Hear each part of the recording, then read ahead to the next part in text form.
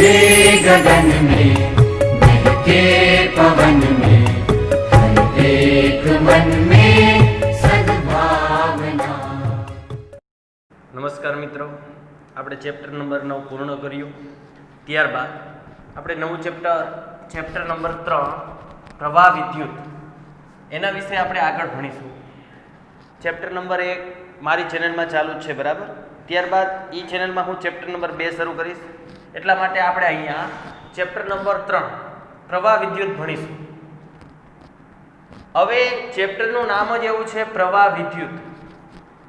પહેલા બે ચેપ્ટર એવા છે કે જેમાં વિદ્યુત ભાર સ્થિર સ્થિતિમાં હોય, આખા બંને ચેપ્ટરની અંદર. એટલે એવા શાસ્ત્રને સ્થિત વિદ્યુત શાસ્ત્ર કહેવામાં આવે. પરંતુ આપણું ચેપ્ટર નંબર 3 એવું ચેપ્ટર છે કે જેમનું નામ જ એવું છે, પ્રવાહ વિદ્યુત. મતલબ કે જેની અંદર વિદ્યુત ભાર દોડતો હોય. એટલે આપણે આ સમગ્ર ચેપ્ટરની અંદર વિદ્યુત ભારને દોડાવવાનો છે, ગતિમાં લાવવાનો છે, બરાબર. તો આપણે જોતા જઈએ તો સૌપ્રથમ પ્રવાહ કોને કહેવાય એના વિશે ભણીએ. પ્રવાહના પ્રકાર કેટલા હોય તો આપણે શરૂઆત કરીએ. વિદ્યુત પ્રવાહના પ્રકારો જણાવો. વિદ્યુત પ્રવાહના પ્રકારો જણાવો. બીજું એ કે ઘણા વિદ્યાર્થીઓને પ્રશ્ન થાય કે સાહેબ કયા ચેપ્ટરમાંથી કેટલા ગુણનું પૂછાય. તો ગત વર્ષે જ બોર્ડે કીધું હતું કે ભાઈ કોઈ પણ ચેપ્ટરમાંથી કોઈ પણ માર્કનું પૂછાઈ શકે. એટલે બ્લુ પ્રિન્ટ ઉપર બહુ આશા આપણે રાખવાની નથી. છતાં પણ હું બ્લુ પ્રિન્ટ તમને વોટ્સએપ ગ્રુપની અંદર સેન્ડ કરી આપીશ, બરાબર છે. એટલે અત્યારે આપણે એની ચર્ચા નહીં કરીએ. અને આ એક ચેપ્ટર એવું છે કે જેમાંથી 4 ગુણના પ્રશ્નો પૂછાવાની શક્યતા પણ વધારે છે, બરાબર. જોતા જઈએ. સૌપ્રથમ છે વિદ્યુત પ્રવાહના પ્રકારો જણાવો. તો વિદ્યુત પ્રવાહ મુખ્યત્વે 2 પ્રકારના હોય. એક સ્થાયી વિદ્યુત પ્રવાહ અને બીજું છે અસ્થાયી વિદ્યુત પ્રવાહ.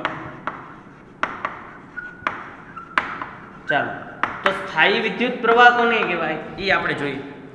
એનું નામ જ એવું છે, સ્થાયી. એટલે કે એવો પ્રવાહ કે જે સમય સાથે અચળ રહેતો હોય. તો એવા પ્રવાહને આપણે કહીશું સ્થાયી વિદ્યુત પ્રવાહ. તમારે પૂર્ણ શબ્દમાં વ્યાખ્યા લખવાની કે જે વિદ્યુત પ્રવાહ સમય સાથે અચળ રહેતો હોય તો એવા વિદ્યુત પ્રવાહને આપણે સ્થાયી વિદ્યુત પ્રવાહ કહીશું.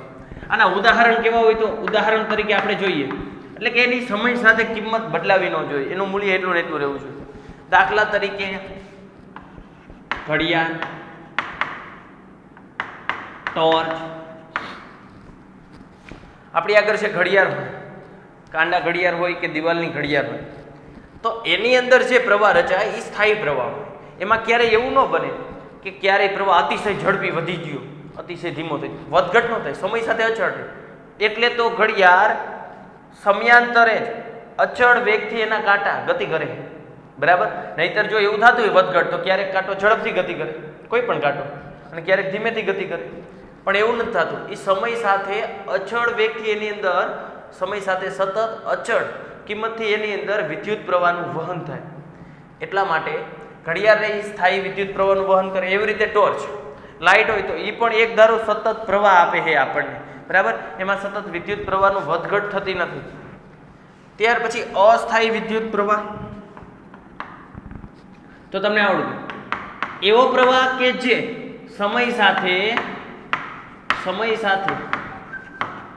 અચળ ન હોય.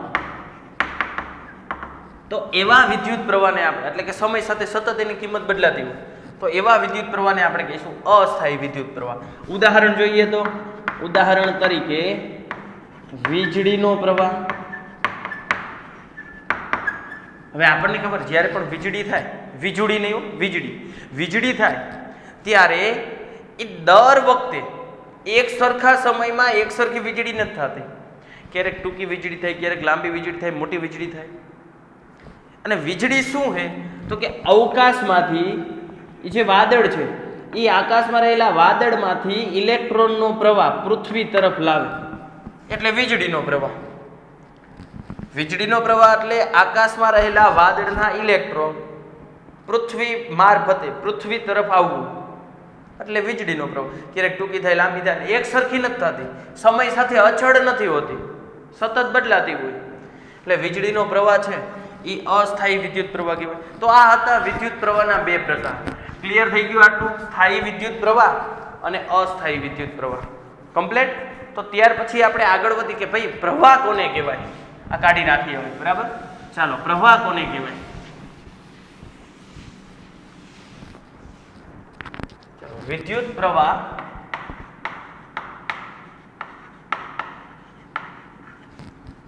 પ્રવાહની વ્યાખ્યા સાથે સમજૂતી આપો.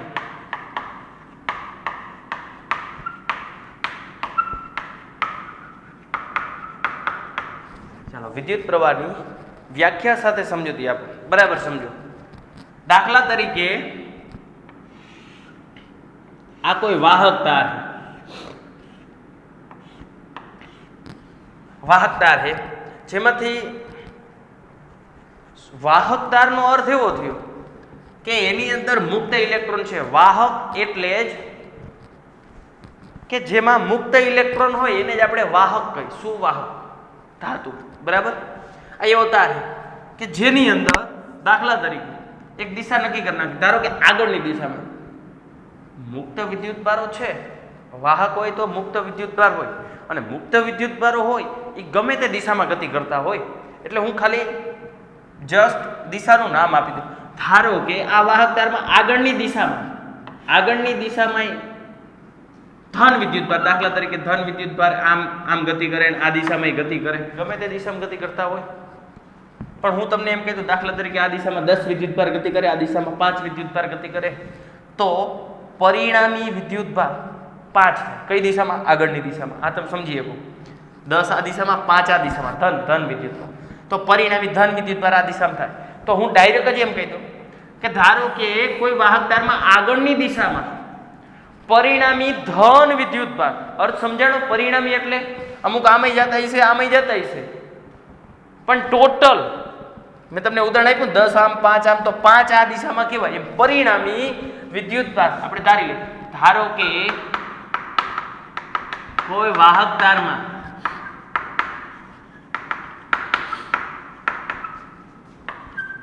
પરિણામી ધન વિદ્યુતભાર આગળની દિશામાં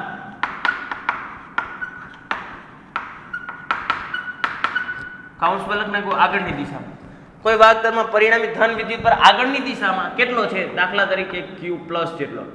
આ પ્લસ લખ્યું એટલે ધન વિદ્યુતભાર. બરાબર, એટલા માટે Q+. આ અર્થ સમજાણો? પરિણામીનો અર્થ સમજાણો?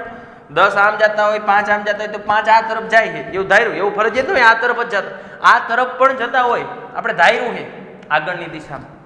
તો આવું નવું ઋણ વિદ્યુતભારમાં થતું હોય. ધારો કે ઋણ વિદ્યુતભાર અમુક, દાખલા તરીકે 10 જેટલો ઋણ વિદ્યુતભાર આમ જાય, 3 જેટલો ઋણ વિદ્યુતભાર આમ જાય, તો પરિણામી એટલે કુલ ઋણ વિદ્યુતભાર કઈ દિશામાં જાય છે? કુલ આ દિશામાં. કેટલો? 7 જેટલો. એ 7 ને હું વ્યાપક સ્વરૂપે Q- કહી દઉં. આમાં કેમ વ્યાપક સ્વરૂપે મેં Q+ કીધા? અર્થ સમજાણો? આમાં વ્યાપક સ્વરૂપે મેં Q+ કીધા, એમ આમાં વ્યાપક સ્વરૂપે Q- કહી દઉં. રેડી? તો આપણે અહીં ફરીવાર લખશું કે એવી જ રીતે ધારો કે આ જ રીતે વાહક તારમાં પરિણામી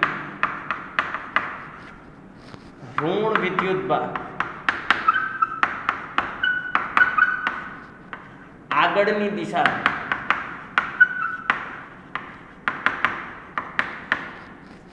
કેટલો? તો કે Q- જેટલો. Q- જેટલો છે. તો હવે મારે કેવું હોય? હવે હું સમજજો બરાબર. આવું થયું. આ વાહક તાર હતો, આગળની દિશામાં ટોટલ ધન વિદ્યુતભાર ધારો કે 5 જેટલો હતો. ઉદાહરણ સમજજો, 5 જેટલો.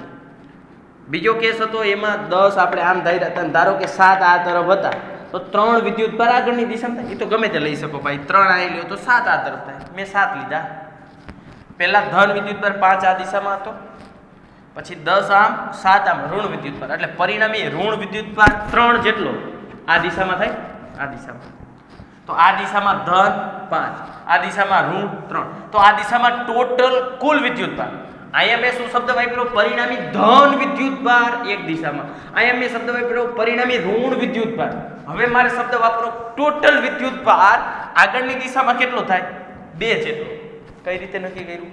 વધુમાંથી ઓછા બાદ કર્યા ટોટલ. કારણ કે વિદ્યુતભારનો જ્યારે પણ સરવાળો કે બાદબાકી થાય, ચેપ્ટર નંબર 1 યાદ કરો, તો પ્લસ હોય તો પ્લસ, માઇનસ હોય તો માઇનસ લેવા પડે. બૈજિક સરવાળો થાય. આપણે વિદ્યુતભારના મૂળભૂત ગુણધર્મો જોયા હતા. બૈજિક સરવાળો થાય. તો આપણે લખશું તેથી પરિણામી આગળની દિશામાં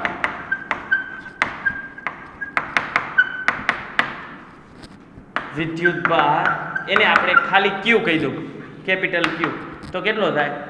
Q plus minus Q minus. આ માઇનસ કેમ કહી રહ્યા એ તમને સમજાણું. વિદ્યુતભારનો જ્યારે પણ સરવાળો થાય એ બૈજિક સરવાળો થાય. એટલે ધન વિદ્યુતભાર હોય તો ધન લેવાના, ઋણ હોય તો ઋણ લેવાના. બાકી તો મેં તો સરવાળો જ કર્યો, પણ પ્લસ માઇનસ માઇનસ થઈ જશે. એટલે આ Q plus minus Q minus. આ અર્થ સમજાણો તમને? રેડી? સરવાળો જ થાય પણ બૈજિક. પ્લસ હોય તો પ્લસ, માઇનસ હોય તો માઇનસ લેવા પડે. એટલે આટલો ટોટલ વિદ્યુતભાર આગળની દિશામાં ગતિ કરે. અને એવું જાણવા મળ્યું કે આ જે પરિણામી વિદ્યુતભાર રહ્યો જે T ના સમપ્રમાણમાં હોય, જે T ના સમપ્રમાણમાં હોય છે, આવું જાણવા મળ્યું. શું જાણવા મળ્યું? કે જે આ પરિણામી વિદ્યુતભાર રહ્યો એ T ના સમપ્રમાણમાં હોય. એટલે આપણે આવું લખી શકીએ Q સમપ્રમાણમાં T. આવું જાણવા મળ્યું હતું કે વિદ્યુતભાર રહ્યો પરિણામી વિદ્યુતભાર સમય જેમ જેમ વધે એમ વધતો જાય. બરાબર છે?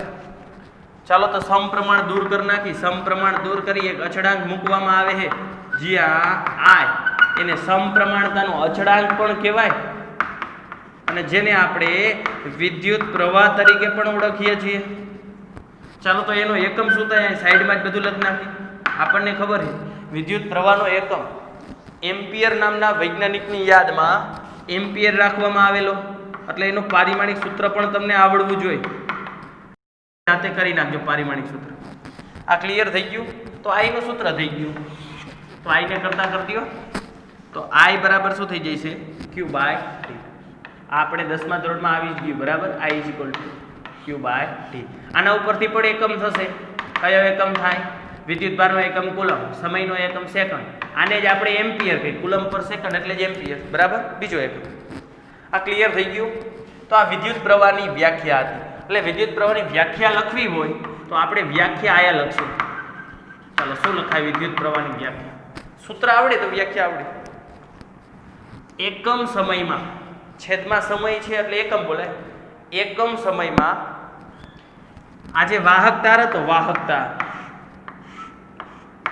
એકમ સમયમાં વાહક તારના આડછેદ એમાંથી પસાર હતો આ ક્યુરિયો એ પરિણામી વિદ્યુતભાર છે. ચોખ્ખો વિદ્યુતભાર પણ બોલાય. ચોખ્ખો એટલે એકદમ શુદ્ધ એમ નહીં, ચોખ્ખો એટલે કુલ, પરિણામી, અસરકારક. એકમ સમયમાં આડછેદમાંથી પસાર થતો કુલ વિદ્યુતભારના જથ્થાને વિદ્યુત પ્રવાહ કહે છે. ફરીવાર, એકમ સમયમાં આડછેદમાંથી પસાર થતા પરિણામી વિદ્યુતભારના જથ્થાને જ વિદ્યુત પ્રવાહ કહે છે. આવડશે વ્યાખ્યા? અહીંયા વ્યાખ્યા તમારી પૂરી. વ્યાખ્યા કીધું તું પહેલા આપણે I is equal to Q by T સૂત્ર કેવી રીતે આવ્યું એ સમજ્યા. શું વિચાર્યું તું? કાંઈ નથી વિચાર્યું. એક વાહક તાર લીધો. આમાંથી ધારો કે આગળની દિશામાં કેટલો ધન વિદ્યુતભાર જાય એ નક્કી કરી લીધું. ધારો કે Q પ્લસ જેટલો આગળની દિશામાં ગતિ. અમુક આગળ જતો હોય, પાછળ જતો હોય. પરિણામી કેટલો જાય? આગળ 10 જતો હોય, પાછળ 5 જતો હોય, તો આગળની દિશામાં 5 જેટલો કહેવાય. એ પરિણામી આગળની દિશામાં જે ધન હતો એને જ Q પ્લસ કીધા.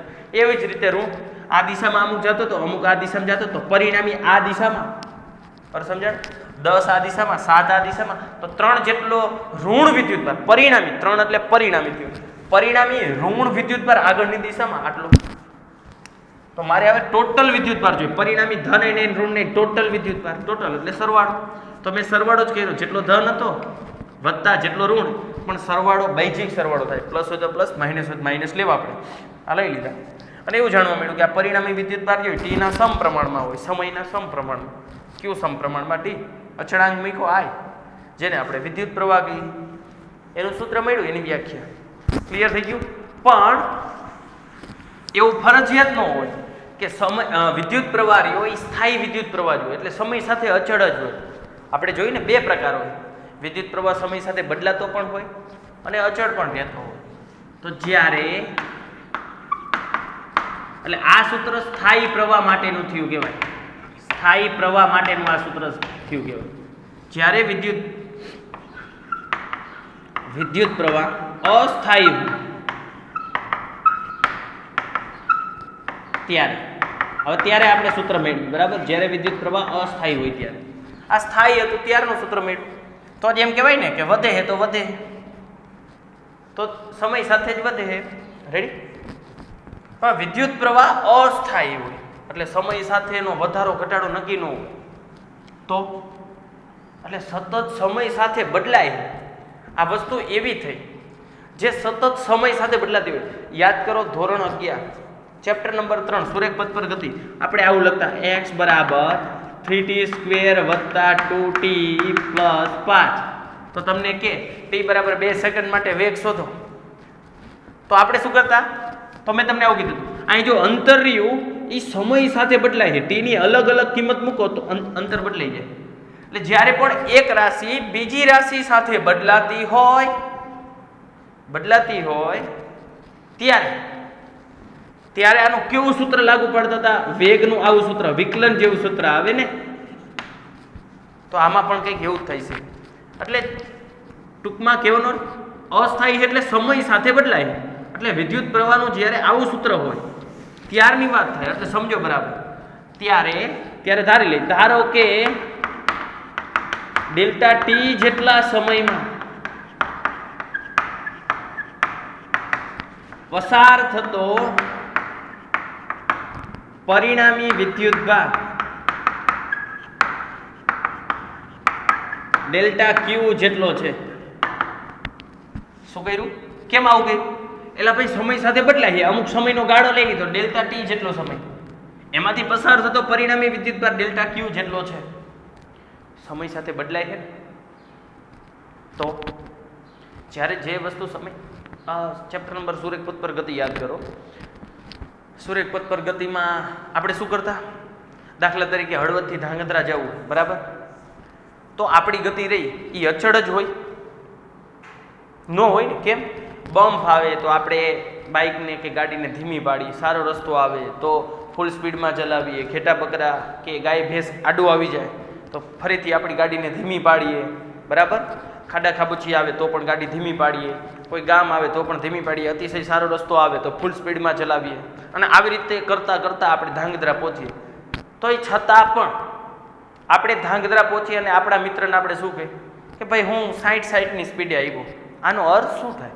તમે દરેક જગ્યાએ તમારી 60 સ્પીડ નહોતી કેમ અમુક જગ્યાએ બમ્પ હતો ઘેટા બકરા હતા સારો રસ્તો હતો ઘેટા બકરા બમ્પ હતા અહીંયા 10ની 20ની સ્પીડ હતી અતિશય સારો રસ્તો હતો તો અહીંયા 100ની સ્પીડે તમે ગાડી હાંકી બાઇક હકાયું બરાબર છે છતાં પણ તમે તમારા મિત્રને જઈને શું કહીશો કે હું 60ની સ્પીડ આવ્યો આ 60 શબ્દ શું તમે વાપરો સરેરાશ આમાં શું હતું કે હળવદથી તમે ધાંગધ્રા નીકળ્યા ત્યારે સતત તમારી ગતિ બદલાતી હતી જ્યારે પણ તમારી ગતિ કોઈ પણ રાશિ અહીંયા કઈ વસ્તુ બદલાતી હતી વેગ ઝડપ એ સતત બદલાતી હતી ત્યારે તમે શેનો ઉપયોગ કરો સરેરાશનો તો આમાં પણ વિદ્યુત પ્રવાહ સતત બદલાય ત્યારે આપણે હંમેશા સરેરાશ શબ્દનો ઉપયોગ કરવો જોઈએ સરેરાશ વિદ્યુત પ્રવાહ શોધવો જોઈએ અર્થ સમજાણો આપણે કેમ હળવદથી ધાંગધ્રા નીકળ્યા તો 10ની સ્પીડ 20ની 30ની 50ની 100ની પાછી 10ની 20ની 50 100 પણ છતાં આપણે હળવદથી ધાંગધ્રા નીકળ્યા તો આપણી એક ધારી સ્પીડ નહોતી 60ની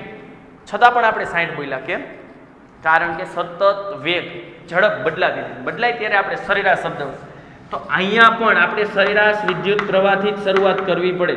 સરેરાશ વિદ્યુત પ્રવાહ એટલે વિદ્યુત ભારનો જથ્થો છેદમાં સમય. સરેરાશ વિદ્યુત પ્રવાહને આપણે I આવી રીતે દર્શાવી શકીએ, અથવા આમ પણ દર્શાવી શકીએ, અથવા I એવરેજ આવી રીતે પણ દર્શાવી શકીએ. વિદ્યુત ભારનો જથ્થો હતો ડેલ્ટા ક્યુ જેટલો, સમય છે ડેલ્ટા ટી જેટલો, બરાબર. પણ હવે સમજો, હવે જે શીખવાનું એ હવે આપણે સમજવાનું છે. આ તો સરેરાશ કીધું, પણ હું તમને એમ પૂછું કે ભાઈ મારે હું હળવદથી નીકળો અને 5 કિલોમીટર આગળ ચાલ્યો, એ જગ્યાએ મારી સ્પીડ કેટલી હતી? તો 60 જ હોય ના, 60 હોઈ શકે, પણ હોય જ એવું ફરજિયાત નથી, કારણ કે આપણી સ્પીડ તો સતત વધઘટ થતી હતી. 10 હોય, 20 હોય, 40 પણ હોય, 45 પણ હોય, 50 પણ હોય, 100 પણ હોય, બરાબર છે. કોઈ પણ સ્પીડ હોઈ શકે. તો 60 જ આપણે જે તે જગ્યાએ સ્પીડ જોઈ, જે તે જગ્યા એટલે તત્કાલીન, જે તે જગ્યાએ એટલે તત્કાલીન એ જ સમયે મારે સ્પીડ જોઈ. તો તમે શું કરતા સુરેખ પથ પર ગતિમાં? જે તે જગ્યાએ સ્પીડ જોતી હોય, જે તે સમયે વેગ જોતો હોય, તો તમે શું કરી નાખતા? સરેરાશ, તમારો સરેરાશ વેગ હતો, સરેરાશ ઝડપ હતી, એને તમે લિમિટ લઈ લેતા. લિમિટનો અર્થ શું થાય? સમય બને એટલો ઓછો લેવાનો, ઓછો ઓછો ઓછો. એનો અર્થ શું થાય? સમય બને એટલો ઓછો. હું એમ કહું 10 મિનિટ માટે, તો 10 મિનિટ માટે એટલે આપણે હળવદથી નીકળીને 10 મિનિટ માટેની વાત કરું તો હળવદથી 10 મિનિટમાં તો હું 5-10 કિલોમીટર આગળ ચાલી જાઉં. તો મારે જે બિંદુ એ જે જગ્યા ઉપર સ્પીડ જોઈએ એ ન મળે, પણ 10 મિનિટમાં સમયનો ઘટાડો કરું, 5 મિનિટ કરું, તો હું પેલા 10 મિનિટમાં ધારો કે મેં 6 કિલોમીટર અંતર કાપ્યું હોય, તો હવે હું 5 જ મિનિટનો સમય લઉં તો 6 કિલોમીટર કરતાં પણ ઓછું અંતર કાપીશ. દાખલા તરીકે 3 કિલોમીટર, હજી પણ સમય ઓછો લઉં, ઓછો સમય લઉં, 5 માંથી 2 મિનિટ, 1 મિનિટ, 1 મિનિટ કરતાં 1 સેકન્ડ, તો મને જે તે સ્થળ આવી રીતે સમય ઘટાડતો હતો, તો જે તે બિંદુ જ આવી જાય કે એ જગ્યાએ સમય કેટલો છે, એ જગ્યાએ વેગ કેટલો છે, એ જગ્યાએ સ્પીડ કેટલી. તમે આવું કરતા. સુરેખ પથ પર ગતિ યાદ કરો. ક્લિયર થયું? તો આમાં પણ તત્કાલીન પ્રવાહ, જે તે બિંદુએ જે તે સમયે મારે પ્રવાહ જોતો હોય, જે તે સમય માટે પ્રવાહ એટલે તત્કાલીન પ્રવાહ કહેવાય. તો તત્કાલીન પ્રવાહ એને આપણે માત્ર I વડે દર્શાવશું. તો શું કરવું પડે? લિમિટ લેવી પડે. ચાલો, limit delta T tends to 0, સમય બને એટલો ઓછો. આનો અર્થ એવો થાય સમય બને એટલો ઓછો લેવાનો, પણ 0 નહીં લેવાનો. 0 લઉં તો એનો અર્થ કંઈ થયો જ નહીં. 1 સેકન્ડ લઉં, 2 સેકન્ડ લઉં, બરાબર. તો આ ડેલ્ટા ક્યુ ના છેદમાં ડેલ્ટા ટી, અને જ્યારે પણ લિમિટ લાગે એટલે ડેલ્ટા હોય તો એના થઈ જાય ડી, ડીક્યુ ના છેદમાં ડીટી. આ વિદ્યુત પ્રવાહનું તત્કાલીન વિદ્યુત પ્રવાહનું સૂત્ર મળ્યું. તત્કાલીન વિદ્યુત પ્રવાહ. તો જો તો સમય સાથે જ્યારે બદલાતો હોય ત્યારે આવું જ સૂત્ર આવે. હમણાં જ મેં વાત કરી, x બરાબર 3t² વત્તા 2t પ્લસ 5. તમે ચેપ્ટર નંબર 3 સુરેખ પથ પર ગતિમાં દાખલા ગણ્યા. આનો અર્થ શું થયો? સમય બદલાય એમ x બદલાય. એક રાશિ બદલાતી હોય ત્યારે બીજી રાશિ બદલાય, તો એવા દાખલા હંમેશા વિકલન જેવા સૂત્રથી જ થાય, સંકલન જેવા સૂત્રથી જ થાય. તો આ રહ્યું. તો આ સૂત્ર ક્યારે વપરાય? જે તે ક્ષણે, એટલે કે જ્યારે પણ તમને વિદ્યુત પ્રવાહ આવા સ્વરૂપમાં આપ્યો હોય, I બરાબર 3t² વત્તા 2t પ્લસ 5, કે વિદ્યુત ભાર આપ્યો હોય કે વિદ્યુત પ્રવાહ, ત્યારે આ સૂત્રનો ઉપયોગ થાય. આવા સ્વરૂપમાં આ સૂત્રનો ઉપયોગ ક્યારે થાય? તો જ્યારે કહી દીધું હોય કે ભાઈ 5 સેકન્ડમાં પસાર થતો વિદ્યુત ભારનો જથ્થો 15 કુલમ છે, તો પ્રવાહ શોધો. તો આમાં કહી દીધું 5 સેકન્ડમાં આટલો જ જથ્થો પસાર થાય. એ બદલાતો નથી, 5 સેકન્ડમાં 15 કુલમ જ છે. તો ડાયરેક્ટ આ પણ પસાર થતો વિદ્યુત ભાર કે વિદ્યુત પ્રવાહ આ સ્વરૂપે આપેલો હોય તો આ સૂત્રનો ઉપયોગ થાય. રેડી? એકમ તો એ જ થાય વિદ્યુત પ્રવાહનો કુલમ પ્રતિ સેકન્ડ. આ ક્લિયર થઈ ગયું? આટલું સમજાણું? તો જ્યારે પણ આવા સ્વરૂપના દાખલા હશે, વિદ્યુત ભાર કે વિદ્યુત પ્રવાહ, ત્યારે આ જ સૂત્ર આવશે, એ ફાઇનલ. બરાબર? ક્લિયર? બીજું ટૂંકા MCQ માટે એક આપણે યાદ રાખશું. હું અહીંયા જ લખી નાખું. બરાબર? ટૂંકા MCQ માટે આ જ પ્રશ્નમાં લખવાનું છે. આ જ પ્રશ્નમાં. બરાબર? સમજો. બરાબર? આપણા ઘરમાં જે પ્રવાહ આવતો હોય, આપણા ઘરની અંદર પ્રવાહ એ અમુક એમ્પિયર જેટલો હોય, અમુક એમ્પિયર જેટલો. બરાબર? એ સિવાય વીજળી હોય, વીજળી થતી હોય એ વીજળીની અંદર 10,000 એમ્પિયર જેટલો પ્રવાહ પસાર થતો હોય, 10,000 એમ્પિયરના ક્રમનો, એટલે આટલો જો એવું નહીં પણ આની આસપાસ આના ગુણાંકમાં હોઈ શકે. અને આપણા શરીરની જે ચેતાઓ છે એમાંથી પણ વિદ્યુત પ્રવાહ પસાર થાય જ છે. શરીરની ચેતાઓ છે એમાંથી અમુક માઇક્રો એમ્પિયર ખૂબ જ સૂક્ષ્મ પ્રવાહ પસાર થાય, એટલે આપણને એ ખબર પડતી નથી કમ્પ્લીટલી. તો આ ખાસ એમસીક્યુ માટે યાદ રાખવાનું. ઘરમાં જે પ્રવાહ આવતો હોય એમ્પિયરના ક્રમનો હોય, એની અંદર જે વિદ્યુત પ્રવાહ હોય 10,000 એમ્પિયરના ક્રમનો, અને આપણા શરીરની જે ચેતામાંથી પસાર થાય તે માઇક્રો એમ્પિયરના ક્રમનો હોય. તો આ આખો આપણો વિદ્યુત પ્રવાહની વ્યાખ્યા સાથે સમજૂતી હતી. તો આના આધારે મેં તમને એમસીક્યુ કીધા. આનો એમસીક્યુ કેવો હોય, આના એમસીક્યુ કેવા પૂછાય એ તમારે તમારી નોટની અંદર લખી નાખવાના, અને આવશે જ આવા પ્રશ્નો.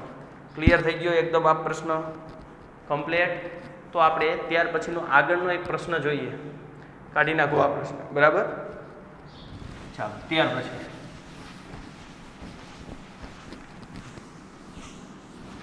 સુવાહકોમાં વિદ્યુત પ્રવાહ.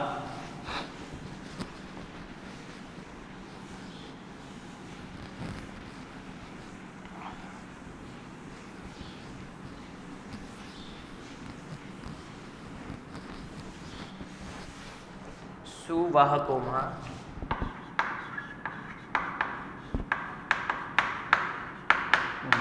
વિદ્યુત પ્રવાહ કેવી રીતે વહન પામે, અથવા તો એમ પણ પૂછાય. આ પ્રશ્ન આવી રીતે પણ પૂછાય અથવા આવી રીતે પણ પૂછાય. વિદ્યુત ક્ષેત્રની હાજરી અને ગેરહાજરીમાં વિદ્યુત પ્રવાહનું નિર્માણ સમજાવો. વિદ્યુત ક્ષેત્રની હાજરી અને ગેરહાજરીમાં વાહકો અથવા તો સુવાહકો, ગમે તે શબ્દ વાપરે, વિદ્યુત પ્રવાહનું નિર્માણ સમજાવો. ચાલો, સુવાહકોને કહેવાય, આપણને ખબર જ છે કે જેમાંથી વિદ્યુત પ્રવાહ સરળતાથી પસાર થઈ જાય એને આપણે સુવાહક, સરળતાથી વહન થઈ શકે એવા પદાર્થને સુવાહક. આપણે પહેલા ચેપ્ટરમાં ભણી ગયા કે કોઈ વિદ્યુત ભાર હોય, દાખલા તરીકે આ ક્યુ જેટલો વિદ્યુત ભાર છે, આને આપણે વિદ્યુત ક્ષેત્રમાં મૂકી દઈએ. વિદ્યુત ક્ષેત્રમાં આપણે પહેલા ચેપ્ટરમાં ઉદાહરણ જોયું હતું, પ્લસ માઇનસ માઇનસ માઇનસ, ધનથી ઋણ તરફ વિદ્યુત ક્ષેત્ર હોય આ દિશામાં. તો આ ઉદાહરણ તો 1.8 કે 1.9 યાદ કરો. અને આની અંદર આપણે પ્લસ ક્યુ માઇનસ ક્યુને મૂકતા હતા. તો વિદ્યુત ક્ષેત્રમાં વિદ્યુત ભાર જ હતો. તો શું થતું હતું? તો વિદ્યુત ક્ષેત્રમાં વિદ્યુત ભાર હોય તો બળ લાગે. કયું બળ? વિદ્યુત બળ. પ્લસ રે માઇનસને આ કરશે, માઇનસ હોય તો પ્લસને આ કરશે. તો આપણને ખબર કે જ્યારે વિદ્યુત ભારને તમે વિદ્યુત ક્ષેત્રમાં મૂકો તો શું થાય? વિદ્યુત ભારને વિદ્યુત ક્ષેત્રમાં મૂકતા બળ લાગશે. મૂકતા બળ લાગે. કેટલું બળ લાગે? વિદ્યુત ક્ષેત્રના લીધે બળ. વિદ્યુત ક્ષેત્રના લીધે બળ એટલે E બરાબર F/Q અથવા તો F બરાબર QE. વિદ્યુત ક્ષેત્રના લીધે બળ એટલે વિદ્યુત ક્ષેત્ર અને F બળ આવે એવું સૂત્ર, E = F/Q અથવા F = QE. વિદ્યુત ક્ષેત્ર એટલે આપણે શું કહેતા હતા? એકમ ધન ઉપર લાગતું બળ, એને આપણે વિદ્યુત ક્ષેત્ર કહીએ. આ તો બળ લાગે અને આ બળ લાગ્યું, આટલું બળ એટલે કેટલું બળ થયું? ખરેખર બળ આટલું થયું કે F બરાબર QE. આટલું બળ લાગ્યું એ વિદ્યુત ભાર ઉપર. તો આપણને ખબર છે, અને તેથી તે વિદ્યુત ભાર પ્રવેગિત થાય. બળ લાગે એટલે F બરાબરમાં વિચારો. ચાલો આમાં F બરાબરમાં મૂકી દો QE. તો એ ને કરતા કરી દો એટલે કંઈક પ્રવેગ ઉદ્ભવશે એ વિદ્યુત ભારમાં. અને વિદ્યુત ભાર પ્રવેગિત થયો, દોડતો થયો. અને જ્યારે પણ વિદ્યુત ભાર દોડે ત્યારે જ વિદ્યુત પ્રવાહનું વહન થાય. વિદ્યુત પ્રવાહ ક્યારે રચાય? તો ખાસ યાદ રાખજો, જ્યારે વિદ્યુત ભાર પ્રવેગિત થાય ત્યારે. અને તેથી જ શું થશે? તેથી જ વિદ્યુત પ્રવાહ રચાશે. જ્યારે વિદ્યુત ભાર દોડે ને ત્યારે વિદ્યુત પ્રવાહ રચાય. વિદ્યુતભાર ઊભો હોય તો પ્રવાહ રચાય નહીં. રેડી? ક્લિયર થઈ ગયું આટલું? ચાલો બીજી બાબત. એવું નથી હો કે પ્રવેગ જ હોવો જોઈએ, અચળ વેગથી દોડતો હોવો જોઈએ. એ અચળ વેગથી દોડે કે અચળ પ્રવેગથી દોડે, ગમે તેમ વિદ્યુતભાર દોડે એટલે વિદ્યુત પ્રવાહ રચાય. રેડી? પણ જો આ વિદ્યુતભાર મુક્ત હોય તો જ ઈ દોડી શકે. તમે વિદ્યુતભારને વિદ્યુત ક્ષેત્રમાં મૂક્યો એટલે બળ લાગ્યું, સાચી વાત. બળ લાગે એટલે પ્રવેગિત થાય, એ વાત પણ સાચી. ક્યારે? આ વિદ્યુતભાર મુક્ત હોય તો. જો તે વિદ્યુતભાર મુક્ત હોય તો જ આ વસ્તુ શક્ય બનશે, કે તો જ એ વિદ્યુતભાર દોડશે અને તો જ એ વિદ્યુત પ્રવાહનું વહન કરશે. પણ આ વિદ્યુતભાર મુક્ત હોય તો, મુક્ત ન હોય તો બળ લાગે પણ એ મુક્ત નથી, છતાં એ દોડી નહીં શકે. બળ લાગતું હોય એના ઉપર પણ એ મુક્ત ન હોય, એ કોઈના બંધનમાં હોય તો એ વિદ્યુતભાર દોડી નહીં શકે. તો આવા મુક્ત વિદ્યુતભાર ક્યાં હોય આપણે એની ચર્ચા કરીએ. તો આપણને ખબર છે પૃથ્વીના વાતાવરણમાં અમુક ઊંચાઈએ આઇનોસ્ફિયર આવેલું છે. એ આઇનોસ્ફિયરના ઉપલા ભાગમાં ધન અને ઋણ આયનો આવેલા છે. આવા મુક્ત વિદ્યુતભારો ક્યાં આવેલા છે? તો કે આવા મુક્ત વિદ્યુતભારો આઇનોસ્ફિયરના ઉપલા સ્તરમાં આવેલા છે. ઉપલા સ્તરમાં આવેલા છે.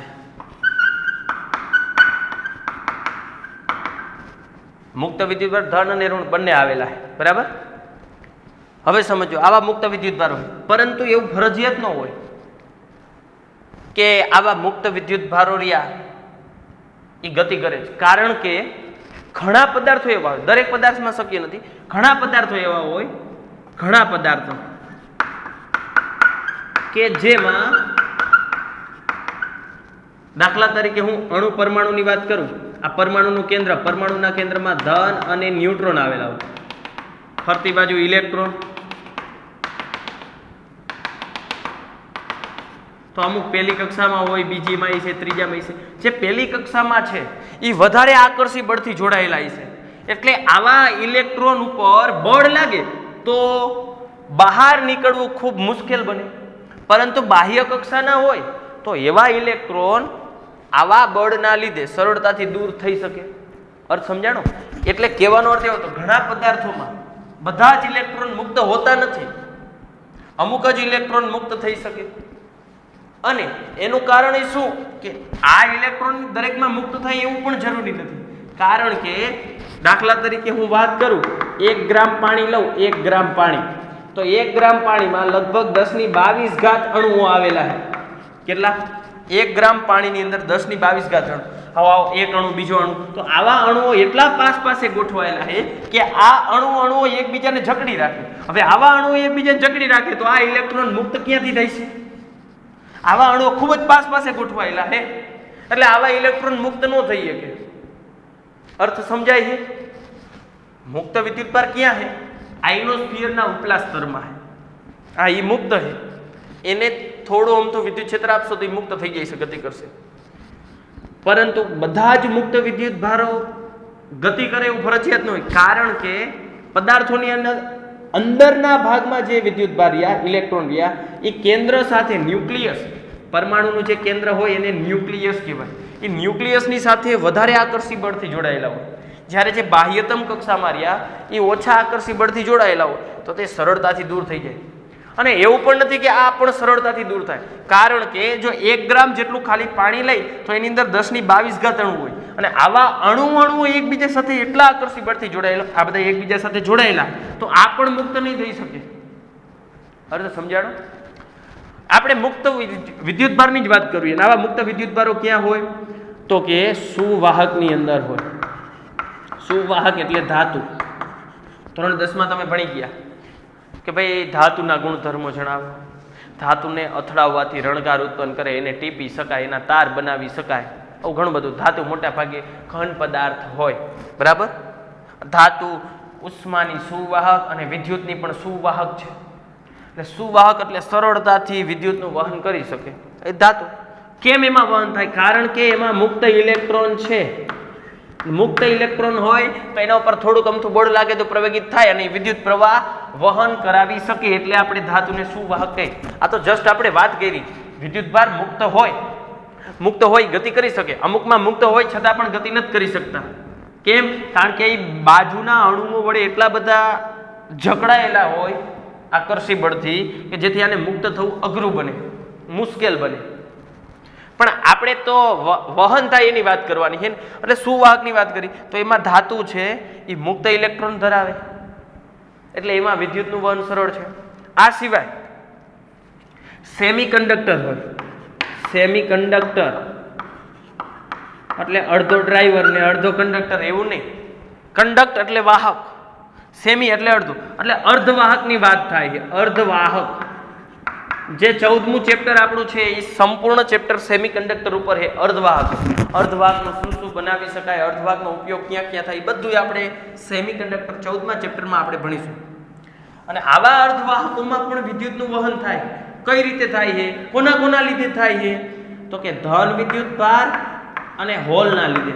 હવે હોલ શું છે? ઋણ વિદ્યુતભાર અને હોલના લીધે.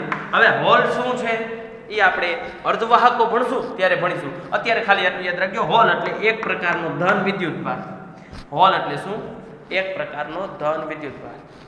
એટલે અર્ધવાહકો હોય તો એમાં ઋણ વિદ્યુતભાર અને હોલના લીધે વહન થાય. પછી વિદ્યુત વિભાજ્ય દ્રાવણો હોય, વિદ્યુત વિભાજ્ય દ્રાવણો તમે ધોરણ 10 ની અંદર પણ ભણી ગયા. વિદ્યુત વિભાજ્ય દ્રાવણો હોય તો આની અંદર દ્રાવણ હોય, દાખલા તરીકે HCl દ્રાવણ છે તો આની અંદર H+ ને Cl- હોય. એક ધન તરફ જાય, એક ઋણ તરફ જાય.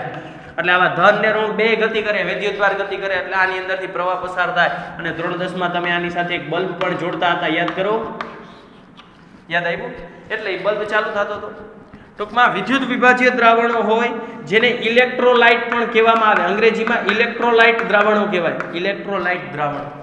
તો એમાં વિદ્યુતનું વહન કોના લીધે થયું? ધન આયનો અને ઋણ આયનો. ધાતુ હોય તો એમાં વિદ્યુતનું વહન કોના લીધે થાય? મુક્ત ઇલેક્ટ્રોન. ધાતુ તમે કેને કયો? ધોરણ 10 માં વ્યાખ્યા યાદ કરો. ધાતુ જેની બાહ્યતમ કક્ષામાં 1, 2 કે 3 ઇલેક્ટ્રોન હોય.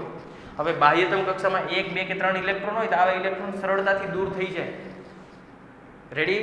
હવે તમે કેમિસ્ટ્રીમાં પણ ભણો છો, બરાબર? અથવા તો ભણી ગયા છો તો આ ખબર પડી. તો આ આપણે અત્યાર સુધીની ચર્ચા હતી કે મુક્ત ઇલેક્ટ્રોનના લીધે વિદ્યુતનું વહન થાય, પરંતુ અમુક અલગ અલગ પદાર્થોમાં અલગ અલગ રીતે વહન થતું. સેમિકન્ડક્ટર હોય તો ઋણ વિદ્યુતભાર અને હોલના લીધે, વિદ્યુત વિભાજ્ય દ્રાવણ હોય તો ઇલેક્ટ્રોલાઇટ, એટલે કે વિદ્યુત વિભાજ્ય દ્રાવણોને અંગ્રેજીમાં ઇલેક્ટ્રોલાઇટ કહેવાય. અને એમાં વિદ્યુતનું વહન ધન આયનો અને ઋણ આયનોના લીધે થાય. જાણ ક્લિયર થઈ ગયું? સુવાહકમાં વિદ્યુત પ્રવાહ કેવી રીતે વહન પામે એ હજી બાકી જ છે. આ તો માત્ર આપણે એટલી ચર્ચા કરી કે મુક્ત વિદ્યુતભાર હોય તો એમાં વિદ્યુત પ્રવાહનું વહન થાય. કઈ રીતે? જ્યારે એ વિદ્યુતભારને તમે વિદ્યુત ક્ષેત્ર મૂકો, બળ લાગે, બળના લીધે પ્રવેગિત થાય, દોડે એટલે વિદ્યુત પ્રવાહ રચાય. પરંતુ આવા મુક્ત વિદ્યુતભાર હોય ક્યાં? આઇનોસ્ફિયરના ઉપલા સ્તરમાં હોય. અને દરેક જગ્યાએ મુક્ત ઇલેક્ટ્રોન રહ્યા એ દોડે જેવું ફરજિયાત ન. કારણ કે ઘણા બધા પદાર્થો એવા કે એની અંદર અણુ એટલા પાસે ગોઠવાયેલો હોય. દાખલા તરીકે 1 ગ્રામ પાણી લ્યો તો 1022 ઘાત અણુ છે. હવે 1 ગ્રામ પાણી એટલે થાય થોડુંક અમથું, અને એની અંદર આટલા બધા અણુ એટલે ખૂબ પાસે ગોઠવાયેલા હોય, આકર્ષી બળથી જોડાયેલા હોય, એટલે આવા ઇલેક્ટ્રોનને મુક્ત ન થવા દે. એટલે દરેકમાં મુક્ત ઇલેક્ટ્રોન ગતિ કરે એવું ફરજિયાત નથી. હા, આપણે મુક્ત ઇલેક્ટ્રોનની જ વાત કરવી હતી. એટલે કે સુવાહક એટલે કે ધાતુ હોય, ધાતુમાં વિદ્યુતનું વહન કોના લીધે થાય? મુક્ત ઇલેક્ટ્રોનના લીધે. સેમિકન્ડક્ટર એટલે એને અર્ધવાહક કહેવાય, ઋણ અને હોલના લીધે. વિદ્યુત વિભાજ્ય દ્રાવણ હોય તો પ્લસ અને માઇનસના લીધે. હવે આપણે આ જોવાનું વિદ્યુત ક્ષેત્રની હાજરી અને ગેરહાજરીમાં વિદ્યુત પ્રવાહનું વહન કઈ રીતે થાય. ચાલો પહેલા આપણે લઈએ વિદ્યુત ક્ષેત્રની ગેરહાજરી. ગેરહાજરી હોય ત્યારે શું થાય? વિદ્યુત ક્ષેત્રની ગેરહાજરી. આ કોઈ સુવાહક છે, આ એક સુવાહક લીધો મેં, વિદ્યુત ક્ષેત્ર હાજર નથી, બરાબર? ધારો કે કોઈ એક સુવાહક છે, એ સુવાહકમાં વિદ્યુત ક્ષેત્ર ગેરહાજર છે, હાજર નથી. પરંતુ આપણને ખબર છે સુવાહકની અંદર મુક્ત ઇલેક્ટ્રોન હોય જ છે, અને આવા મુક્ત ઇલેક્ટ્રોન હોય એનો અર્થ એવું છે ગમે ત્યાં ગતિ કરે. આની અંદર ધન આયનો તો હોય જ ભાઈ. ધન આયનો પોતાની જગ્યા પર ખરેખર આવી રીતે હોય. આ ન્યુક્લિયસ છે તો એની અંદર ધન આયનો ક્યાંય જઈ ન શકે, એકદમ બંધિત અવસ્થામાં હોય. આ જે ઇલેક્ટ્રોન રહ્યા, આ મુક્ત ઇલેક્ટ્રોન ગતિ કરી શકે. આ તો ગતિ નથી કરવાના, એ પોતાના સ્થાન ઉપર ફિક્સ હોય. અર્થ સમજાણો? ચાલો, આ એક સુવાહક છે. સુવાહકની અંદર વિદ્યુત ક્ષેત્ર હાજર નથી, પરંતુ તેની અંદર રહેલા મુક્ત ઇલેક્ટ્રોન પોતાના તાપમાન અનુસાર ધોરણ 11 1/2 mv² = 3/2 કેવીટી તાપમાન હોય એના અનુસાર કંઈક ગતિ ઉર્જા હોય. એટલે હું ડાયરેક્ટ આવી ઉર્જાને ઉષ્મીય ઉર્જા કહી દઉં.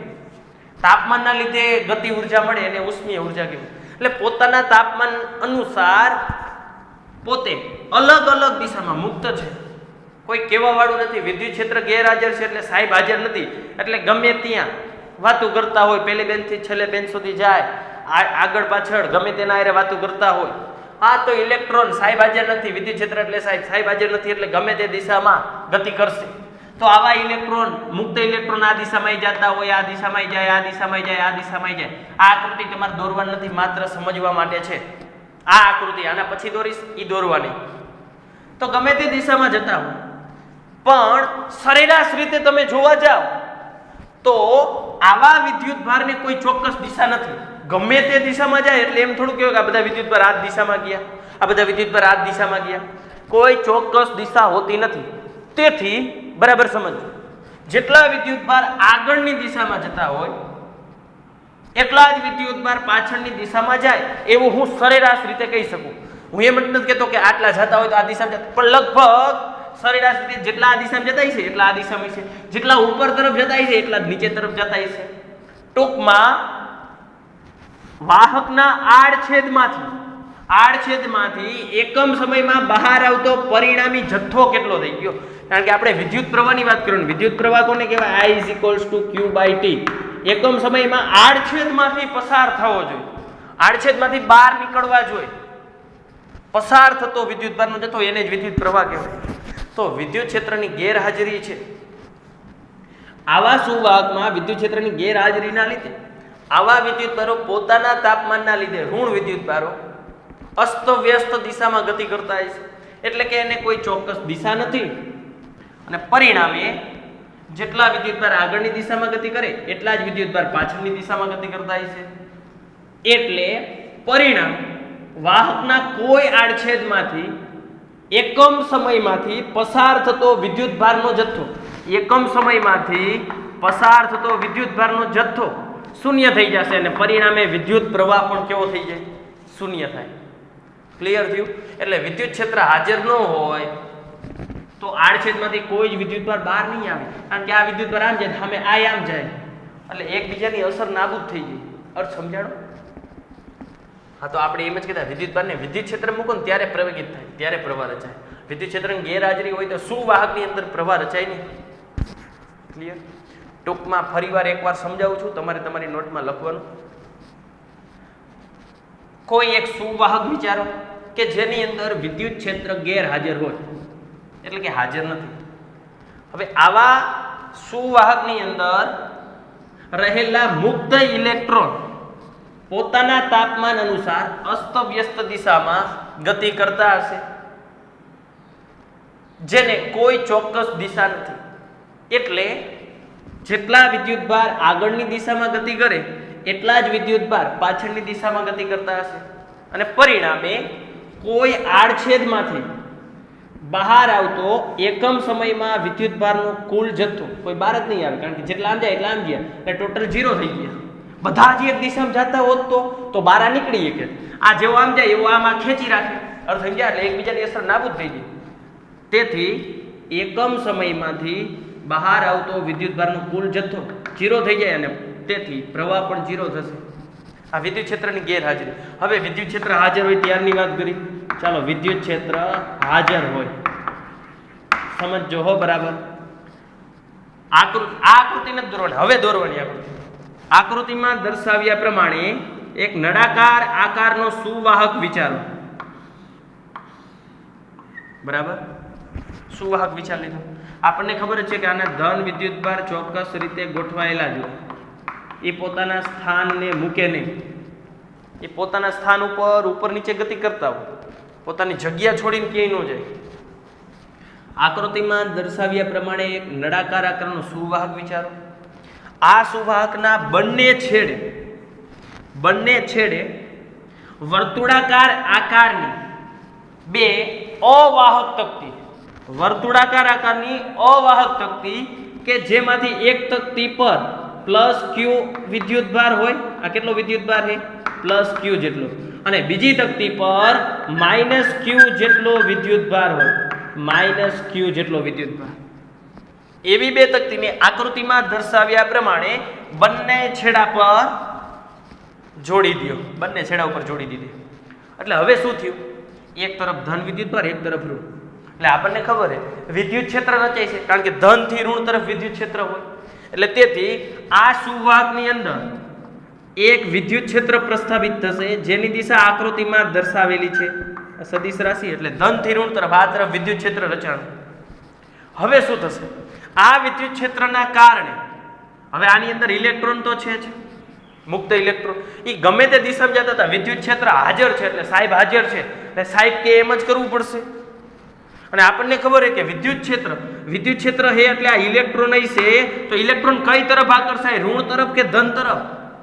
એટલે ઇલેક્ટ્રોન ધન તરફ આકર્ષાય છે. એટલે વિદ્યુત ક્ષેત્ર હોય એની વિરુદ્ધ દિશામાં બળ લાગે કારણ કે ધન આ તરફ છે. સાહેબ આ તરફ રાખ્યા હોત તો ધન, ઋણ આ તરફ રાખ્યું હોત તો પ્લેટ. તો વિદ્યુત ક્ષેત્ર આમ થાય, ધન થી ઋણ તરફ હોય વિદ્યુત ક્ષેત્ર, ધન થી ઋણ તરફ.